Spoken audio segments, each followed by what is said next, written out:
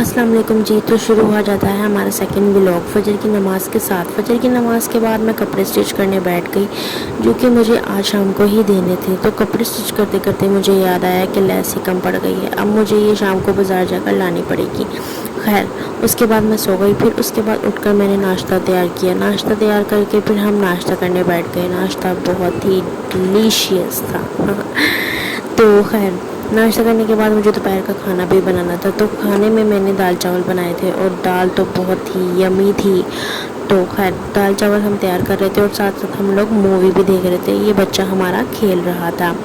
Movie تھی ہماری باغبان جو کہ بہت ہی اچھی مووی ہے. لاسٹ پر اس کے رونا آ ہی جاتا ہے. خیر ہمارے دال چاول تیار ہو چکے تھے اور میں نے بچوں کو سب سے پہلے سرو کیے تھے.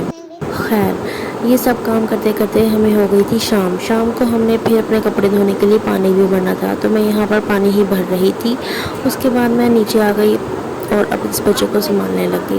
یہ بچہ سو رہا تھا, چھوٹا سا منا سا, یہ سو رہا تھا. اور پھر اس کے بعد جو ہے ہم لوگ فارغ ہی بیٹھے رہے. آج اس بچی کو میں نے پڑھانا بھی نہیں تھا. آج اس کی تھی چھٹی اور یہ کھیل میں لگی ہوئی ہے بہت مزے سے. اور یہاں پہ ہم لوگ فارغ ہی بیٹھے رہے کافی دیر تک.